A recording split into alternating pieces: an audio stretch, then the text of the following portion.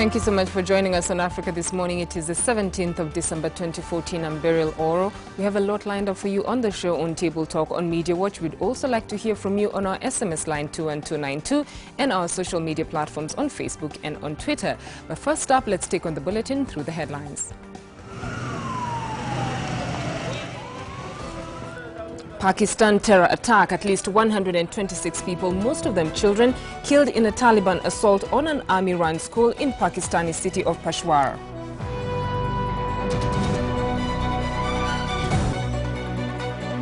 It has come to the attention of the board that some NGOs have been used for criminal activities.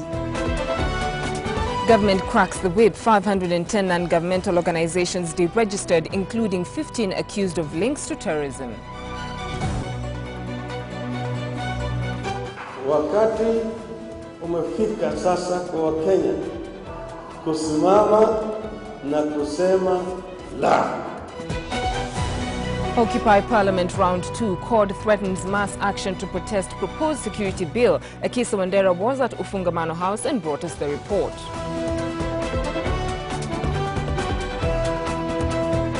Honoring conservation heroes. Kenya Wildlife Service honors rangers killed in the line of duty as number of poaching incidences dropped by 50%.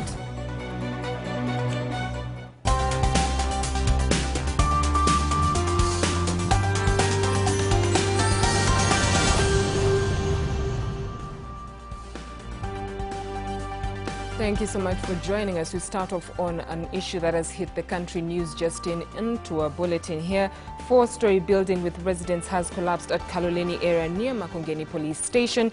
On Jogo Road, other buildings around it were also affected by the collapse. We are joined by Mr. Majiwa, who's from St. John's Ambulance, who will give us a brief of the incident that has hit the Kaloleni area.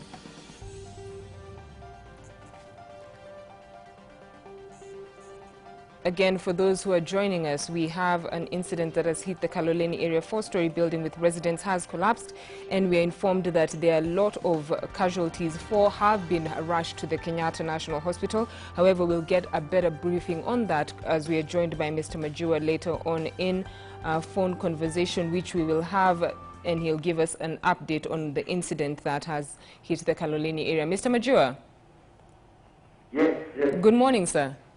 Good morning. Thank you so much for joining us. I wanted to inquire from you on the Kaloleni building collapse. Maybe you can give us a brief of the incident that has hit the Kaloleni area today morning.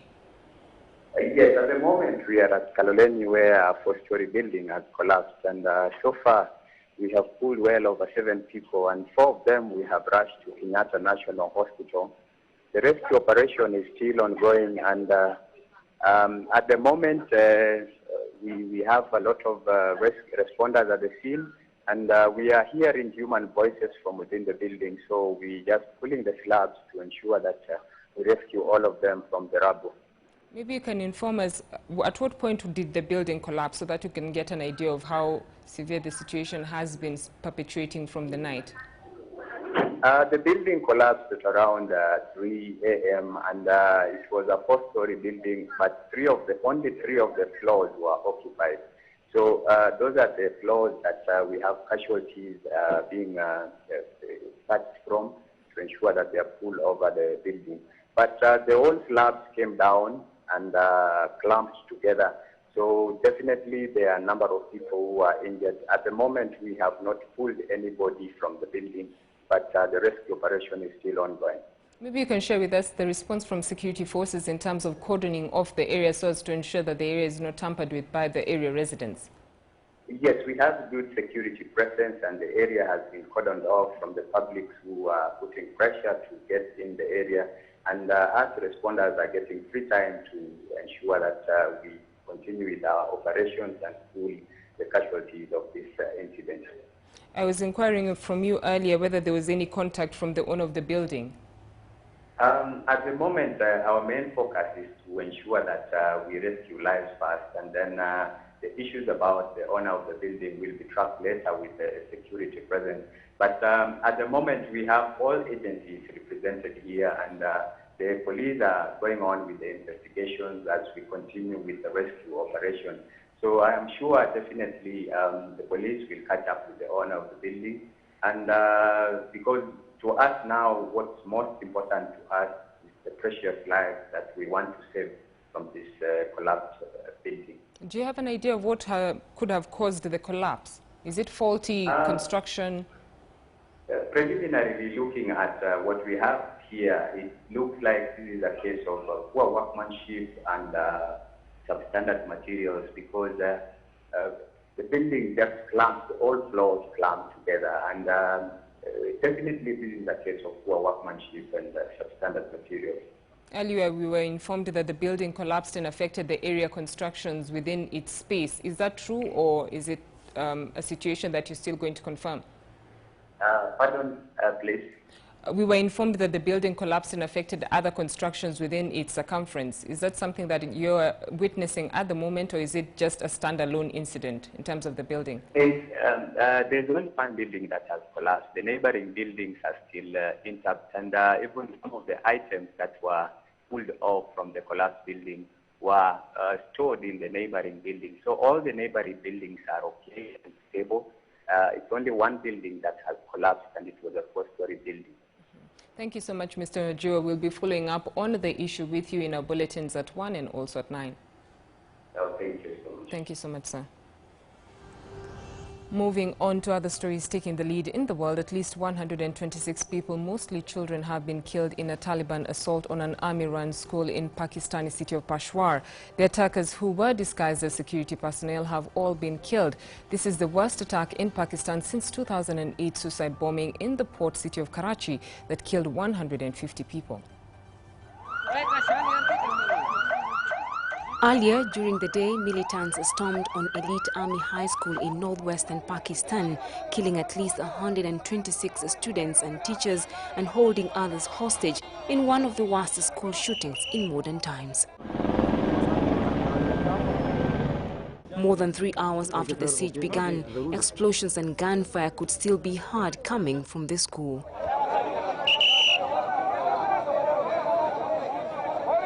The horrific attack led by the Taliban militant group sent dozens of those injured flooding local hospitals as terrified parents searched for their children.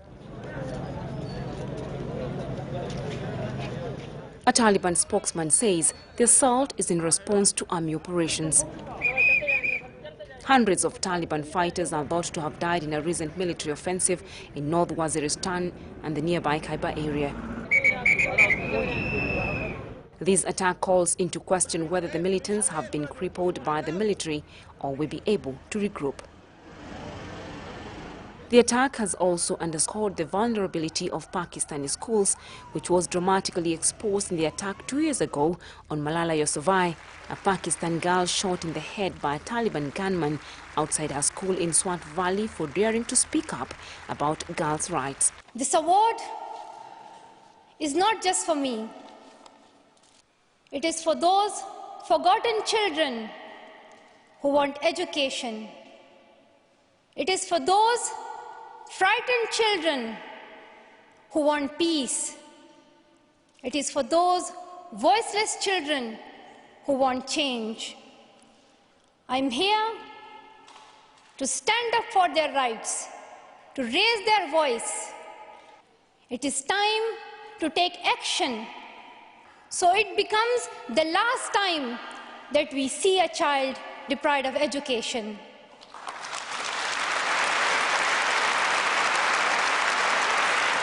She survived, becoming a Nobel Prize laureate and global advocate for girls' education, but out of security concerns has never returned to Pakistan.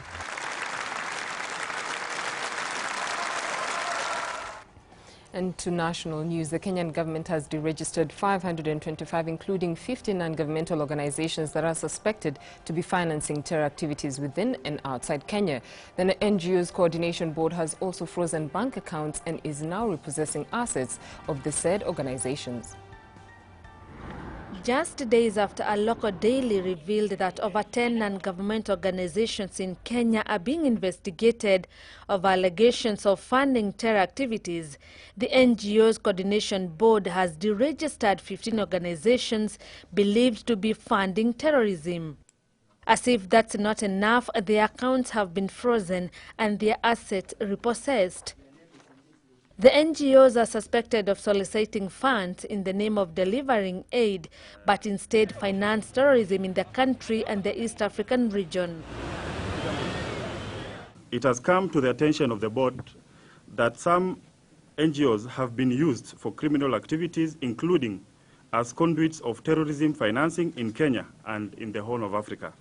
In collaboration with security agencies, both locally and internationally, the board has identified these NGOs, their collaborators, sources of funding, and their activities. According to the executive director of the NGOs Coordination Board, Fazul Mohammed, some NGOs have been linked to 1998 when more than 200 people were killed in a bomb blast targeting the American embassy in Nairobi. No, those ones we cannot negotiate with terrorists. That's a government policy. Yes, those ones we have deregistered, they are being prosecuted. Yes. These other ones who have failed to do annual returns and other small errors, now those ones we can talk with them.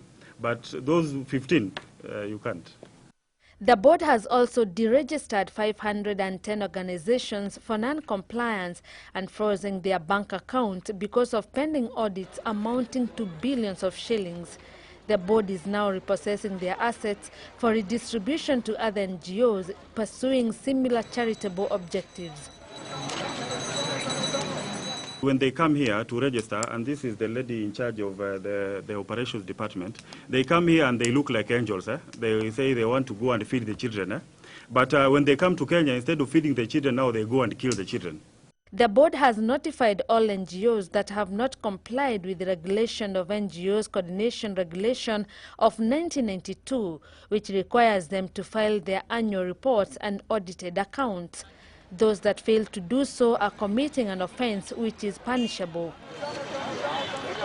The board have also revoked work permits for NGO expatriates working in the charitable sector, contrary to Section 17 of the NGOs Coordination Act. These are work permits that were obtained without reference to or recommendation from the regulator. The donor community has been advised to insist on accountability from the NGOs they fund. The CORD coalition says its supporters will resort to mass action to protest against the proposed security bill. In a public forum at the Ufungamano House, the opposition vowed to oppose the proposed law, describing it retrogressive. Akisa Wandera was at Ufungamano House and brought us the report. The Ufungamano Hall played home to the CORD coalition and other critics of the Security Laws Amendment Bill. Many claimed the bill will undermine democratic freedoms and reverse the gains made with the realization of the new constitution. That the eroding the democratic gains that the Kenyans have made, and also violating the Bill of Rights by bringing this slate of amendments, which, to say the least, are unconstitutional. First and foremost, we have antagonized the politicians or the political class within the CORD coalition. We have antagonized the media. We have antagonized a sizable number of the Kenyan communities. And finally, you want to antagonize structures of the Constitution. This is the single most dangerous piece of legislation ever introduced in this country. Speaker after speaker condemned the government for coming up with the bill, saying the proposed changes will limit the rights of arrested and accused people and restrict freedoms of expression and assembly. If you look at the entire legislation, I can tell you we are back to the old dark days prior to 1990. It is a bill that is going to be used to guard the opposition, a bill that is going to be used to arrest anybody at any time and be detained for any period of time, regardless of whatever accusation. That is not politics. In fact, talking about politics, we are fully committed to any effort intended to secure the lives and the property of the people of this country. The president said, "Huu ni utoto na upuzi." Then he said those who are opposing this bill are themselves terrorists. Those were his retorts. And we want to tell him that hakuna utoto, hakuna upuzi, and we are not terrorists. Constitutional law scholar Yashpal Gai read from the same script saying passing the bill will be retrogressive. He urged the National Assembly not to pass the bill lest they risk having the constitution violated on various counts. So in a way they are destroying democracy in the name of stability and indeed protection of the constitution. The president said the other day amendments are good and the amendments do not contravene the constitution. The fact is either the president is ignorant or he is not telling the truth. The bill is full of violations of the constitution. It will take the heart of the constitution out of it. Opposition leader Raila Odinga, while giving accounts of the Moi regime where such laws were put into action, said the bill is the first step towards dictatorship. He gave a 10-point reason on why the bill should not be passed. Wakati umefika sasa kwa Wakenya kusimama na kusema la. Na say no. Manake sheria ambayo imebuniwa ni sheria ya kiimla yenye madhumuni ya kukandamiza Wakenya na kutoa uhuru wa Kenya. Wakenya hawatakuwa na siri yoyote. Manake mapolisi wamepewa fursa ya kuingia mpaka ndani mvunguni ya nyumba yako. Given that tyranny of numbers is bound to be put to action in the National Assembly come Thursday, the opposition leaders threatened to mobilize Kenyans to mass action in protest. They vowed not to relent in the fight to have Kenyans continue enjoying their freedoms and rights.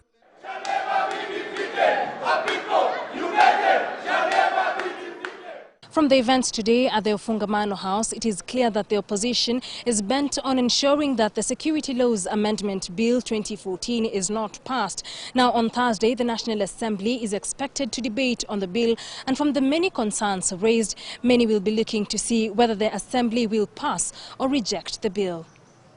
For Ooro Africa News, I am Akisa Wandera at the Ofungamano House in Nairobi. Residents of Loruk area in Baringo County are fleeing the area days after bandits attacked the village, torching their homes and taking away livestock. It is believed that the attack was retaliatory after a retired KDF soldier was killed in Arabal 2 weeks ago. Tension remains high in Loruk area, Baringo County, as residents continue to flee the area following a recent attack. Although the Loruk police station is 300 meters away from the site of the incident, residents still feel insecure. They claim that the police failed to act on time. Johanna Chepiator's house was burnt by the bandits.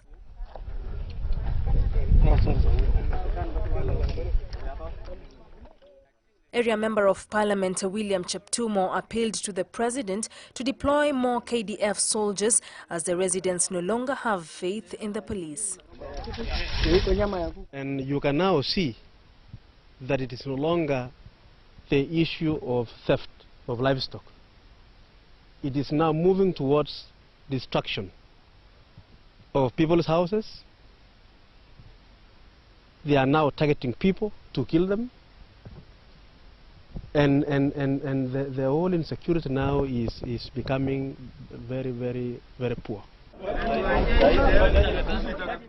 As of Monday evening, a heavy contingent of KDF, Kenya Police Administration Police and Anti-Stock Theft Unit was seen in Loruk town as the government moved to boost security. A parallel raid was also conducted by the bandits in Yatia and Chemoi along Baringo North border. The Independent Electoral and Boundaries Commission has forwarded a report on a petition to dissolve Makueni County government to President Uhuru Kenyatta. The electoral body has been verifying the original booklets containing signatures of petitioners who supported the petition calling for the dissolution of the Makueni County government. The electoral body tasked with verifying whether the signatures in support of the petition were registered finished the exercise in 3 days and forwarded a report to the office of the president at close of business Monday for further action. In a statement, the IEBC said it had received the original 249 booklets containing 50,826 signatures of petitioners who supported the petition for the dissolution of the Makueni County government. The commission also sought to establish whether they met the threshold as stipulated in the County Government Act. Support the performance of important tasks in this department. Forwarding of the report by the IEBC now gives the president a go-ahead to form a commission to investigate the petition by Makueni voters to send the governor and MCAs home as agreed in a meeting between the national and county governments barely a week ago. If approved, the dissolution of Makueni County will see residents go back to the ballot box to pick a new governor and members of the county assembly. The Kenya Wildlife Service celebrated its Conservation Heroes Day with reports that the measures taken by the government to deal with poaching have so far been successful. According to KWS Director William Kiprono, wildlife crime rates have gone down by 50%. Kenya has experienced high levels of elephant and rhino poaching in the past, which threatened the survival of both species, but the adoption of new strategy to fight poachers is bearing fruit.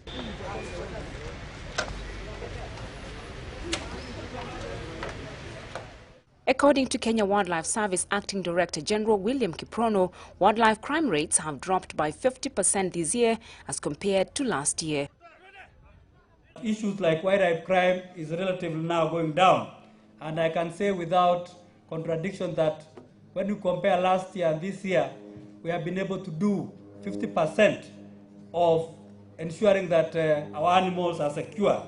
So as we begin the new year, we are sure that we are going to have zero wildlife crime in this country, and that one can be attained if we continue working together. Kiprono made the revelations as the service honored game rangers who have died in the line of duty, as well as those who have performed well in their duties. Conservation Heroes Day is a solemn occasion for KWS family that brings us together to honor our conservation heroes. We constantly nurse fond memories of the times we spent together with them in course of our noble duties. Conservation Secretary Gideon Gathara said that the Environment Ministry will set aside more funds to boost the war against poaching.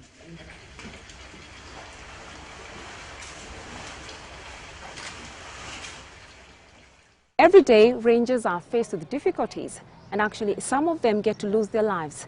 Kenya Wildlife Service commemorates these rangers as heroes. For Ooro Africa News, I'm Miriam Kanyugo. 6 youth linked to the killing of several people during violent incidences in Mombasa have been arrested after they allegedly killed a watchman. The youth from Majengo area were arrested on Monday, a few minutes after a watchman was stabbed to death.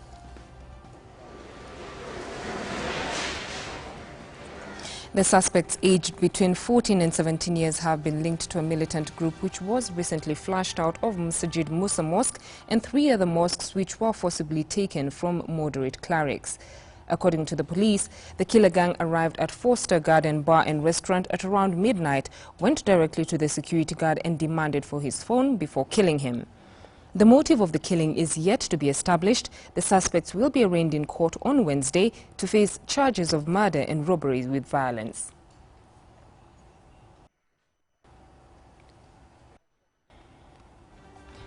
Moving on to stories taking the lead on the African continent, the South Sudan peace talks resume on Wednesday in Ethiopia. The Intergovernmental Authority on Development says the concerned parties will discuss the structure of the transitional government and power separation as the country commemorates its first anniversary of conflict. IGAD has been mediating the peace process since the beginning of the conflict. It is now wielding the big stick since the peace talks have stalled for the past 3 weeks. The 28th IGAD summit passed a decision to impose sanctions on parties that violate the cessation of hostilities agreements. The negotiating parties has covered a lot of areas of agreement. They have covered a lot of areas of agreement. Yes, we have not yet achieved the end of this crisis. We have not yet achieved all agreements on some critical outstanding issues. But we have achieved a lot. We have achieved a lot. You can take note of the intensity of the war going on in the country still. Yes, there are flashpoints here and there, but it has died down. It is more or less attrition, war of attrition that is going on. By and large, the cessation of hostilities agreement can be said yes. The African bloc has said it would take direct intervention measures to protect people's lives and restore the region's peace and stability if the two parties do not implement the agreement completely.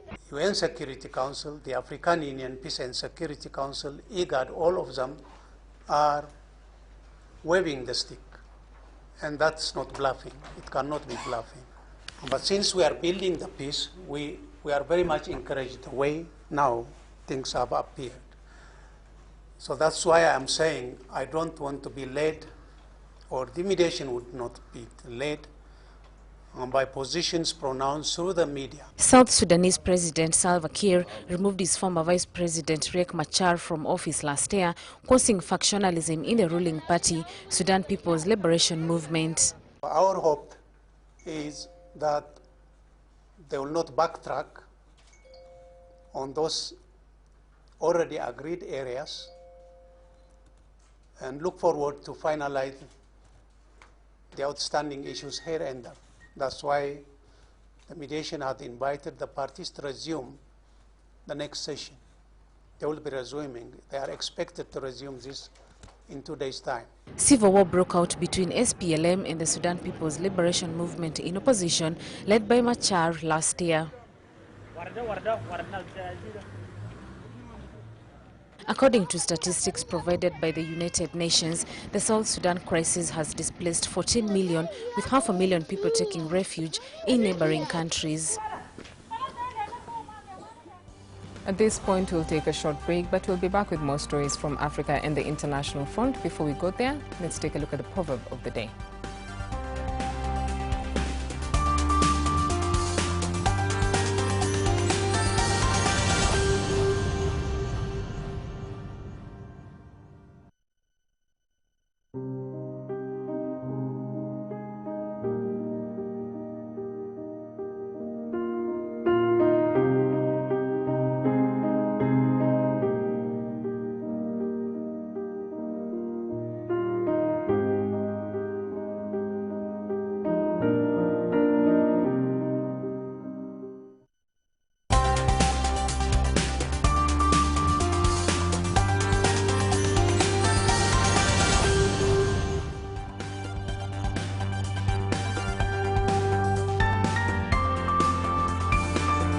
Welcome back to International Stories. An investigation has been launched into the police operation which ended a siege in a cafe in Sydney, Australia.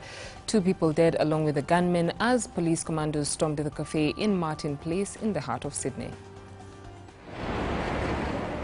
Crowds have gathered at the site of the incident as Australians began laying flowers at the scene.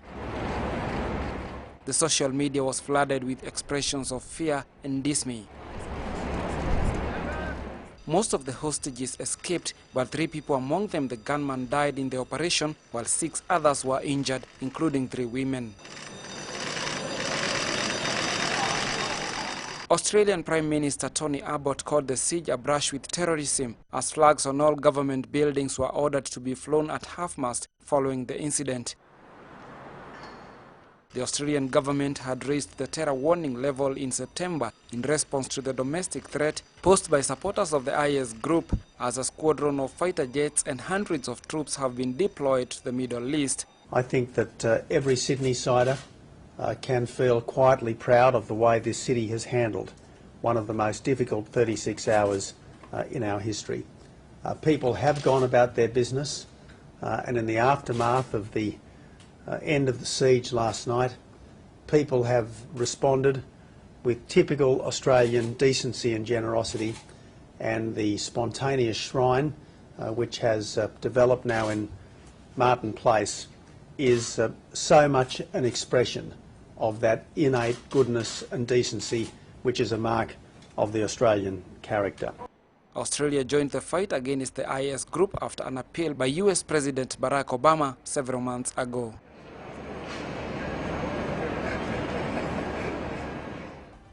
And to Eastern Europe, Turkish President Tayyip Erdogan has lashed out at the European Union after it criticized the mass arrest of journalists over the weekend. This comes amid international outrage against the crackdown where 27 journalists, authors, scriptwriters and senior media executives were arrested. President Tayyip Erdogan has told of the EU after the Union criticized the Sunday media raid that saw 27 media professionals arrested. Erdogan has denied that the raid had infringed press freedom and told the European Union to mind its own business. The EU leaders have said that the arrests are against European values. EU Foreign Affairs Chief Federica Mogherini and Enlargement Commissioner Johannes Hahn said any move towards membership depended on full respect for the rule of law and fundamental rights. Sunday's raids targeted the Zaman newspaper and Samanyolu TV channel. The US also criticized Turkey over the police crackdowns. The raid carried on Sunday targeted the country's most read newspaper and a national television. Various materials, including hard drives, were seized following the police search of Zaman newspaper and Samanyolu TV buildings. The Human Rights Watch have called for clarification of the charges against the journalists.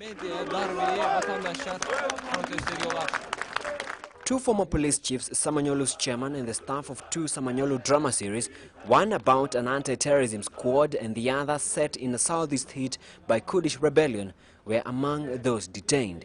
The detentions came days after a government-sponsored bill made it possible to arrest suspects based on reasonable doubt alone was signed into law. And finally, to North America, gun-related crimes have dropped by half in Los Angeles in the past 5 years since the gun payback program was initiated. Los Angeles Police Department Chief Charles Beck says a total of 13,000 guns have been collected by the program since 2009.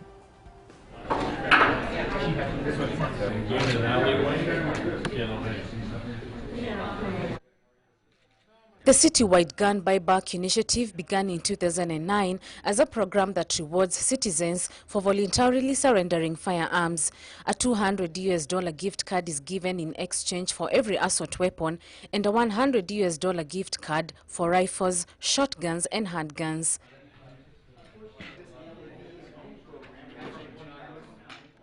Nearly every day in this city we see somebody victimized by gun violence. We must do everything we can, both in the prevention, intervention, and reintegration side to keep our communities safe, to get deadly weapons off our streets. This year, a total of 778 guns have been collected by the program, among them 41 assault weapons, 228 rifles, 140 shotguns, and 369 handguns. Eric Garcetti, mayor of the city of Los Angeles, a city long troubled by gun-related crimes, said that everything should be done to reduce the number of guns in society.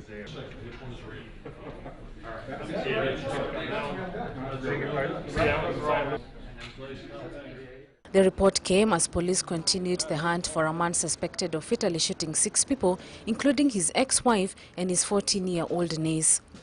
Police recovered the mobile phone and car of Bradley Stone, who had recently been in court fighting with his ex-wife over custody of their 2 children. As we stand here right now, we do not know where he is.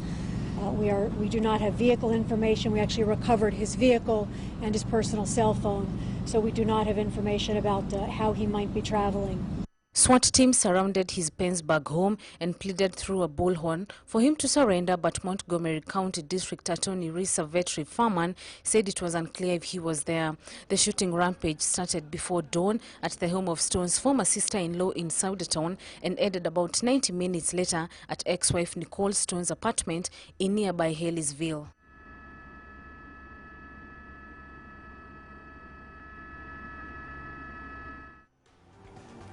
And with that, we come to the end of the Bulletin on Africa this morning. Up next, we'll take a look at the leading stories in the dailies in Kenya in our segment Media Watch.